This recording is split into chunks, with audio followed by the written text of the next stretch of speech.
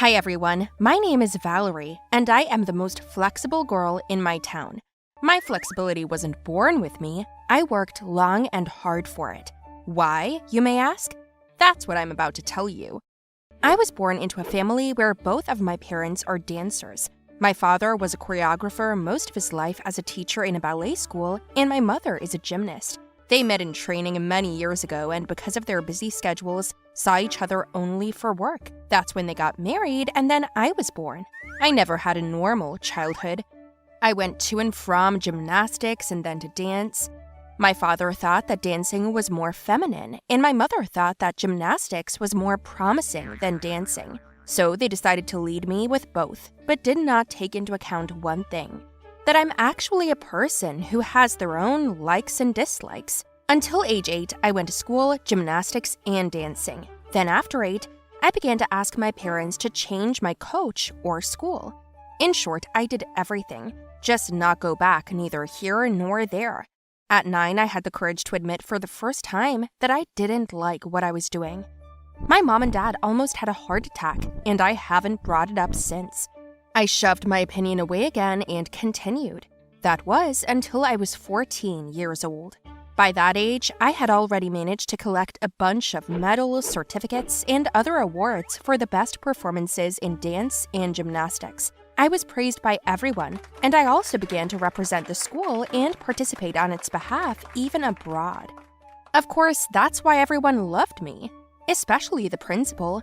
He made concessions and gave me A's in subjects that I didn't have time to do or didn't want to do. At school, I was nicknamed a snake, not because of my bad temper, but because I was so flexible. I was the most flexible girl in town with a gorgeous figure, trim body, and demanding parents.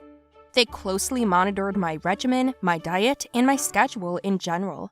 One day, my friend and I went for a walk. It was warm. It was autumn. She wanted to have an ice cream, but I stood in front of the trailer and froze. "What are you doing? Don't you have any money? Let me buy you one." "Oh no, it's not about the money." "Then what is it?" "I've never had sugar in my life." "What? Are you serious?" "Yeah." "What about cookies?" "No." "Cakes?" "No." "Candy, chocolate, shakes?" "No." "How do you live at all?" "Fructose." "What's that?" "When I have a craving for sweets, my mom gives me an apple." "Man, I'm sorry. What if your mom doesn't find out? One ice cream won't ruin anything, will it?" "I don't know. I'm a gymnast. I'm a dancer. You can tell by my figure that I don't eat too much." "Look, I'm no psychologist, but you seem traumatized. Just let yourself relax. You're 14 years old. A lot of people your age have had more than ice cream." "I know." "Well then, here. Have mine, and I'll buy another one." Timidly, I reached out my hand and held something cold to my face. It looked delicious in a crispy cone, smelling of vanilla and chocolate syrup poured on top. "Go on, eat it." I licked a little, and my pupils must have dilated. "Oh my gosh, that's delicious." "Of course it tastes good. If it didn't, I wouldn't have offered it to you." I ate it in 2 seconds, and then I got the money and bought 2 more. I ate and ate, happy as an elephant. Cindy laughed, eating hers leisurely. "Why did you get 2 more of those? There are a lot of different flavors." "Different? How do you mean?" "There's lemon, pistachio, plain chocolate, creamy, and all kinds of things." "Have you tried them all?" "Yeah." I envy you. On the one hand, you're easy to surprise." I ate 2 more popsicles, then I bought a 3rd. "All right, that's it, let's go." "Why?" "You can have a little bit of the good stuff. 1 won't do anything, but you ate 3 in 10 minutes. That's enough for the first time." We left there and I went home. Mom had just boiled asparagus for me and called me in for dinner. After such a dessert, my food seemed so gray and boring, tasteless and even disgusting. Mom asked why I wasn't eating. I knew that if I told her the truth, she would tear me up. So I told her that I snacked on cucumbers at school. "Why aren't you eating according to your regimen?" "I was hungry." "Did you run a lot at school? Did you drink water?" "Yes." "Look, keep your water level normal." "Okay, Mom, can I go?" "Wait." "What?" I asked, scared. "Your mouth is stained." "What is it?" Mom came up and licked her finger, but before that, I managed to wipe my mouth. It's probably toothpaste. Why did you brush your teeth before dinner? Cucumbers always leave a bad aftertaste. All right, go. I went to bed and all night I dreamt of eating ice cream. The next morning I ran to school, and after school, I asked Cindy to buy one with me again. I bought 4 of them and ate them with gusto. And then the next day and another and another. Then the number went up to 7 at a time. Cindy was already trying to stop me, but I reacted aggressively like it's none of her business what I eat. After a week, my mom started asking me more questions about why I stopped eating lunch, and I mumbled something back. I don't remember what. And then my mom asked me to stand on the scale. We weighed every week. How much is that? Where did you gain an extra kilo? I don't know. Answer me. I don't know, Mom. Don't lie to me. What do you eat after school? Nothing. I'll ask you one last time. She yelled so hard, her eyes almost popped out of her head. I stood my ground. Mom let me go, but I realized that I wouldn't be able to eat openly now. The next day, I bought a box of ice cream and technically brought it home, ate dinner, and began to eat ice cream at night. I saved the boxes under my bed because I forgot to take them out in the morning. And after a couple of days, of course, my mom found my treasure. She had laid out the boxes on the table, and when I came home from school, she greeted me with an angry face. She told my dad about everything, and they scolded me, saying that I was ruining all their hard work, their investment in me, that I didn't value my workouts, my body, or my time, that I was an ungrateful daughter and all that. That's when I couldn't take it anymore and blew up in response. I said everything I'd wanted to for so long. That they never even perceived me as an individual, that they realized their dreams through me, that my father doesn't know how to dance, just teach, and decided to get that off on me. And my mother, after childhood, lost her shape and decided to make a doll without fat with perfect skin out of me. My parents froze, my mom cried, and my dad drooped in on himself. We didn't speak for 2 weeks.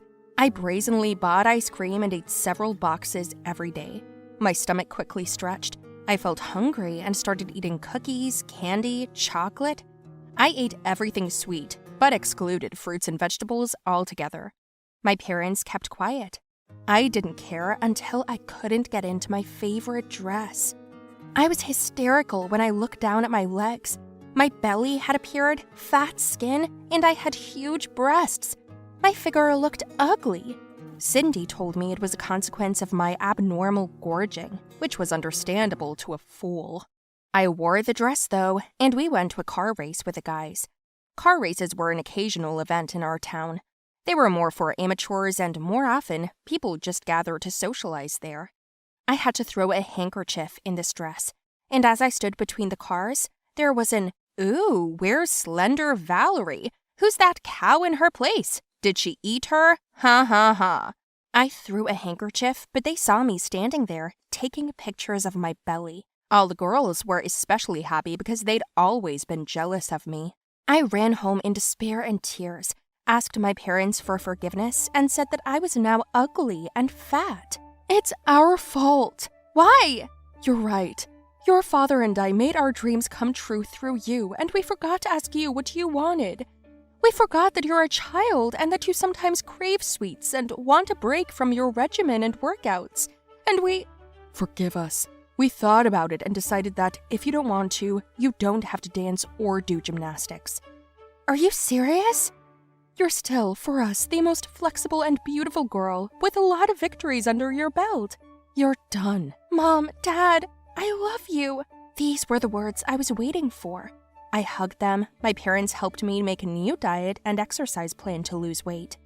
I didn't get it until 6 months later, but I'm glad I got rid of the extra pounds altogether. What do I do now? I paint. I've always liked it. My dad takes me to courses, and my mom has diluted the home kitchen with desserts in small quantities. All in all, I'm doing well now. Do I miss dancing? No. Gymnastics? No. I still have a great form, only now I use it to pick up an angle when I'm painting sunsets on my easel, which helps, by the way. My name is Mike, and I'm the smartest person in the family. Just don't think I'm bragging right now. No, I just am who I am. Besides me, there are my 2 brothers. I'm the youngest. I'm the only one who's doing well in school. My brothers Chris and Tom dropped out of high school without ever graduating. They decided that it would be good if I worked for my father's company. He was engaged in buying and reselling cars. It was a good business, but I had other plans for my life. However, my family did not share my point of view. Mike, are you sure you want to finish school? Your brothers dropped out of school at your age and are working with me on the sly. You're wasting your time. That's right, Dad, I'm sure. You already have 2 assistants. Boy, don't throw food. Sorry, Mum, it's all Tom. You started it, and you continued. And the boys started throwing food again. My mother sighed and said, Bill, if Mike wants, let him learn. When he gets tired, then you can take him with you. And what if you don't get bored? Isn't he going to go to college? What's the big deal? Is education a bad thing? I would understand if you liked math or at least literature, but you're into the weather. So what? Not the weather, Dad, but meteorology. What difference does it make, son? If you're the weather forecaster, why are you so narrow-minded? Okay, son, that's enough. We'll talk about something else over dinner. Haha, Mum, is Mike going to predict the weather? At that time, I made some conclusions for myself, that if we do not strengthen the dam more, we will not be able to withstand a large stream of rain. If this happens, then our part of the city will simply be flooded with water. And if I wasn't mistaken, the rain was going to start in 2 days, and I didn't have much time. I was so confused that I ran to my parents and told them what to expect, but they wouldn't even listen. My father said it was my invention, and my mother didn't want to listen. Then I decided to appeal to the locals, to warn them of the danger. Mr. Thomas had lived very close to the dam for many years, and I went to see him. What?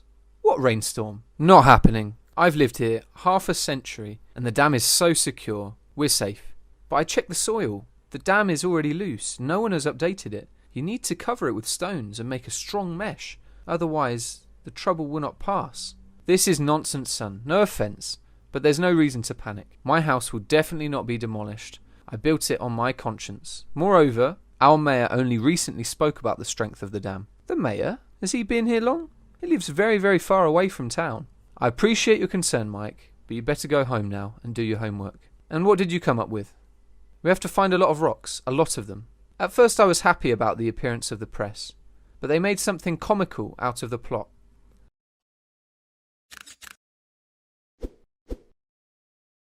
The local meteorologist said it wouldn't rain, but I didn't believe them. Hey, are you so sure about your predictions? No, it's just that I support you as a friend, but no one believes us. My ancestors also laughed, and that's it. An hour later, a couple of cars arrived. The mayor was there, and the journalists. He once again showed us the strength of the dam, and then it came to us. Said that he thanked us for the initiative, and asked us to not cause panic. Panic? What do you mean, sir? I'm talking about a real-life storm. Why doesn't anyone believe me here? Look at my calculations. But the mayor was smiling at the camera. Then a hired meteorologist approached them who refuted all the conclusions. How can you? Thank you all. The press is free. Son, go home. I was so angry that I didn't know what to do with myself. Harry and I did as much as we could. We covered a small part with stones. Then they covered it with a mesh that I found at home. It was very sunny, and there was no sign of trouble. But there was no strength left. Then we went home, and when I arrived, my family was watching the news. We saw you on TV, your infamous moment of glory. Now you definitely won't be accepted into college after this. You'll be working with us. Dad needs a cleaner at the firm now, just right. It was such heavy downpour, and it never stopped. After 4 hours, as I said, there was so much water that even flooded the basements of some houses. My father was panicked about the cars, even though I had warned him to put them away. The news broadcast an assault warning, and then I heard BAM! Part of the dam broke. It just collapsed. But not from the side that Harry and I were doing. I was just laying stones on the part that had a couple of houses, including Mr. Thomas's house. Mike, what's going on? My father asked in a panic. Something I've been talking about for a couple of days, but no one's been listening to me, Dad. Still, there were some losses. Some houses were particularly damaged due to the dam, and even though the water went quickly away, still I was right. The very next day the press came to my house, and I was given the word I'd been waiting for, but it was too late. Everyone began to resent the mayor's behaviour, and, as it turned out, he was no longer in the city. He had gone somewhere else. Mr. Thomas came running to us the next day, and began to cry and thank me. You saved my house. I owe you everything, son. My parents looked at me like I was a weirdo, and I didn't expect anything else. In my family, I'm the only one with intelligence, so what do you get out of it? The police were looking for the mayor, and the city itself was recovering slowly on its own. Now, everyone was waiting for my forecasts, and I was offered a job at the local station. I'm still thinking, I don't want to get stuck here. At that moment, when no one was listening to me, I already realised that I definitely did not want to live here. I want to move on. By the way, my father gave me the go-ahead to go to college, and he said that if I didn't get a scholarship, I'd pay for it. He apologised, and so did my mother, except for my brothers, who were just silent and in shock. So, what would you do in my place? My place. My place.